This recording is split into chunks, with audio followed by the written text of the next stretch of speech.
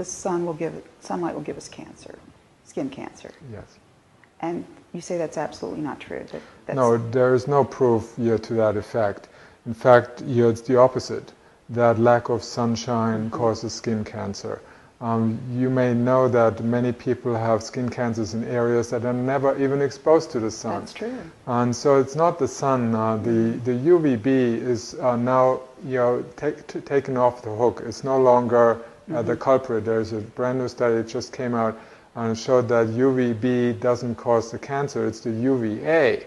Now, when you use sunscreens, and there are many sunscreens that just block out UVB, so you don't tan. You basically right. They're supposed you to don't protect burn, our skin. so that you don't burn your skin.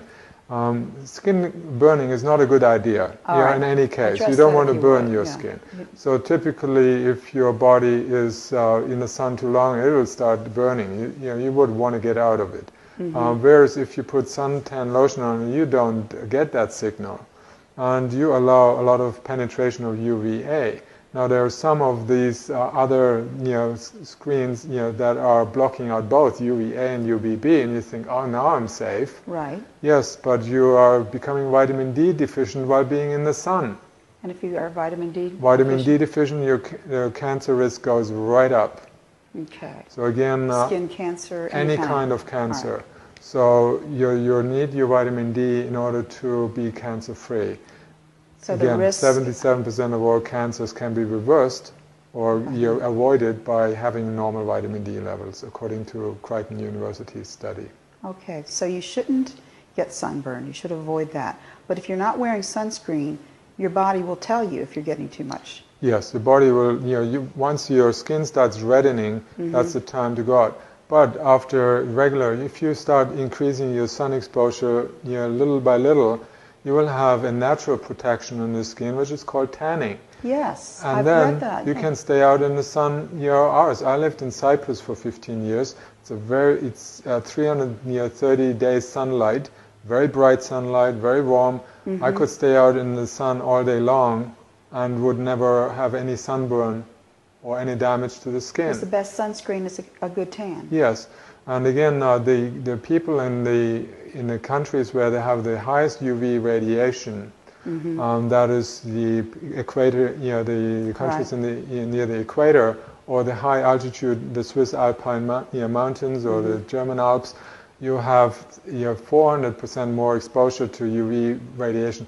They don't have any skin cancers in those places. None. No. The places that have the most are places like London in England. Very little sun exposure. The northern plains, Norway, Denmark, Finland, Scotland, the most, and Canada. And Canada. So the least where people have low vitamin D levels, not enough sun exposure during the winter month, that's often when they have the outbreaks. But we can actually harm our skin by using sunscreens? Definitely. Sunscreens they're composed of sometimes dozens of chemicals, carcinogens, that are normally, if you put that in the food, let's say if a food processing company like Healthy Choice or whatever would put that in the food, they would lose their license and the owners would be imprisoned because it's extremely dangerous to put that in the food. But you're allowed to put it on the skin. Where is it going? After an hour, you put some more on it because it's gone. You absorb most of that stuff. These chemicals are highly absorbable. They enter the bloodstream, and where do they go? They go to the liver. And then the liver has to break them down. But that overtaxes the liver. You may go into that producing a lot of intrahepatic gallstones. And some of them accumulate in the tissues, in the connective tissues. And if they happen to be in the skin area, under the skin, they saturate there, you may develop skin cancer because you took the sunscreens. So sunscreens are now a leading cause of skin cancer because people are slathering it on their skin and they absorb that stuff. And then the other problem that happens, they wash off that stuff with soap, so they soap the whole body afterwards to get it off. And with it, they get rid of all the vitamin D that incidentally or accidentally may have been created on the skin.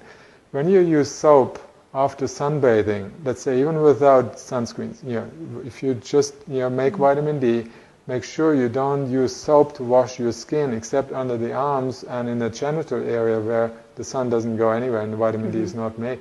You don't want to wash it off because the vitamin D stays on your skin for up to 48 hours and gradually is absorbed, and that's how you are building it in the body. So you don't want to wash it off. Not right with away. soap, not right away. Okay. So soap is not necessary anyway. I've not used soap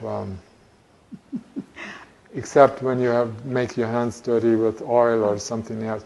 So you don't want to diminish your skin of the vital bacteria that live there, that reside there, that keep the skin healthy and nourished and produce certain vitamins actually on the skin. So the bacteria are best friends. You don't want to kill them off all the time.